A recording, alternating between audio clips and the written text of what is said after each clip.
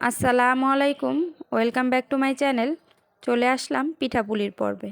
আজকে আমি তৈরি করে দেখাবো শুধুমাত্র সেদ্ধ চাল এবং ভাত দিয়ে খুব সহজভাবে ফুলকো ফুলকো চিতই পিঠা। এই চিতই পিঠাটি হবে খুবই ফুলকো এবং অসংখ্য ছিদ্রযুক্ত। খুব সহজভাবে এই রেসিপিটি আজকে আমি আপনাদের সাথে শেয়ার করব।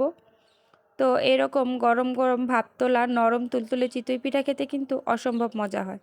চাইলে ট্রাই করে দেখতে পারেন। খুব সহজভাবে রেসিপিটি শেয়ার করছি। আশা করছি রেসিপিটি ভালো লাগবে। ভালো লাগলে অবশ্যই আমার চ্যানেলটিকে সাবস্ক্রাইব করে পাশে থাকা বেল আইকনটি প্রেস করে দিবেন। চলুন তাহলে দেখে নিই কীভাবে তৈরি করে নেব। প্রথমে আমি একটা মিক্সিং বলে 2 কাপ পরিমাণ সেদ্ধ চাল নিয়ে নিয়েছি। মূলত আমরা যেই চাল দিয়ে ভাত খাই সেই চালই নিয়ে নিয়েছি 2 কাপ পরিমাণ।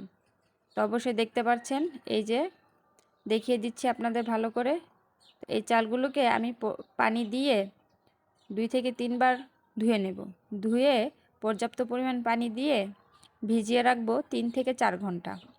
তো চলে আসলাম 3 থেকে 4 ঘন্টা পর। চালগুলো তো দেখতেই পাচ্ছেন খুব ভিজে গেছে এবং ফুলে উঠেছে। এখন আমি এই চালগুলোকে একটা মিক্সিং বলে দিয়ে দিচ্ছি 2 কাপ পরিমাণ। তো 2 কাপ পরিমাণ চাল দিয়ে এখানে হাফ কাপেরও কম আমি দিয়ে দিব ভাত। তো ভাত কিন্তু বেশি দেওয়া যাবে না, বেশি দিলে কিন্তু চিতই পিঠা ভালো হবে না। তো হাফ কাপেরও কম আমি কিন্তু ভাত দিয়ে দিলাম। 2 কাপের মধ্যে দিয়ে দিলাম হাফ কাপের কম। তো এগুলো পানি দিয়ে কুসুম গরম পানি দিয়ে দিয়েছি। তো এগুলো দিয়ে একটা ব্লেন্ডারে আমি ব্লেন্ড করে নেব। এই তো দেখতে পাচ্ছেন ব্লেন্ড করে নিয়েছি। তো এখন আমি একটা বাটিতে নামিয়ে দেখিয়ে দিচ্ছি। তো অবশ্যই দেখতে পাচ্ছেন ব্যাটারটা কিন্তু খুবই ঘন। তো এইভাবে আমি ব্যাটারগুলো নামিয়ে নিচ্ছি। দেখা যায় কি ব্লেন্ডারের মধ্যে অনেকটাই ব্যাটার থাকে। তো এখানে আমি হাফ কাপ কুসুম গরম পানি দিয়ে ওই ব্যাটারগুলো মিশিয়ে এখন আমি এই ব্যাটারের মধ্যে অ্যাড করে দিলাম। তো এইভাবে আমি এখন চামচের সাহায্যে মিশিয়ে নিচ্ছি। তো দেখতেই পাচ্ছেন অনেকটাই ঘনত্ব। এখন আমি আরও হাফ কাপ পরিমাণ কুসুম গরম পানি এর মধ্যে অ্যাড করে দেব। অ্যাড করে অনবরত নাড়াচাড়া দিয়ে নেব। তো ব্যাটার তৈরি করাটাই হলো মেন চিতই পিঠার। তো এইভাবে অনবরত অনেকক্ষণ নাড়াচাড়া দিতে হবে। আর এখানে আমি এখন অ্যাড করে দেব 1 চামচ পরিমাণ লবণ। আপনারা চাইলে বেকিং সোডা দিতে পারেন, তাহলে পিঠাগুলো কিন্তু ফুলকো হবে। তো এখানে আমি অ্যাড করিনি বেকিং পাউডার। তো অনবরত নাড়াচাড়া দিয়ে নিয়েছি। আর একটা সাজ আমি আগে থেকেই বসিয়ে দিয়েছিলাম চুলায়।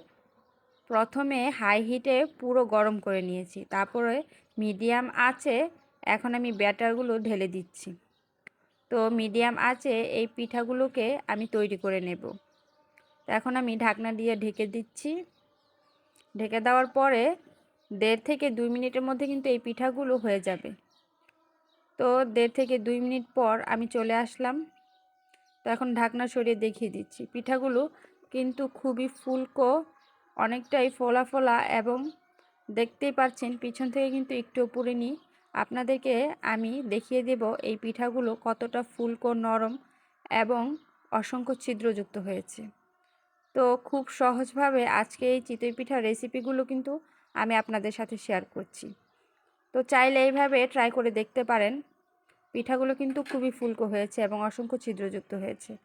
এভাবে আমি আরেকবার পিঠা তৈরি করে দেখিয়ে দিচ্ছি। তো এখনও আমি একটা ঢাকনা দিয়ে ঢেকে দেব ব্যাটার দিয়ে। ঢাকনা দিয়ে ঢেকে 2 থেকে 3 মিনিট পর আমি ঢাকনা সরিয়ে দেখিয়ে দিচ্ছি। তো পিঠাগুলো কিন্তু খুবই ফুলকো হয়েছে। এই পর্যায়ে আমি ব্যাটার কিন্তু একটু কম দিয়েছিলাম। তো পিঠাগুলো কিন্তু ভালোই ফুলেছে। তো আপনাদেরকে উল্টিয়ে আমি দেখিয়ে দিচ্ছি পিঠাগুলো কতটা ফুলকো হয়েছে। তো আমি এইভাবে প্রত্যেকটি পিঠা নামিয়ে নিচ্ছি। তো অবশ্যই দেখতে পাচ্ছেন পিঠা থেকে কিন্তু ধোঁয়া উঠছে। তো এইরকম গরম গরম চিতই পিঠা সাথে যদি হয় ভর্তা কিংবা মাংসের ঝোল, খেতে কিন্তু অসম্ভব মজা হয়। চাইলে ট্রাই করে দেখতে পারেন।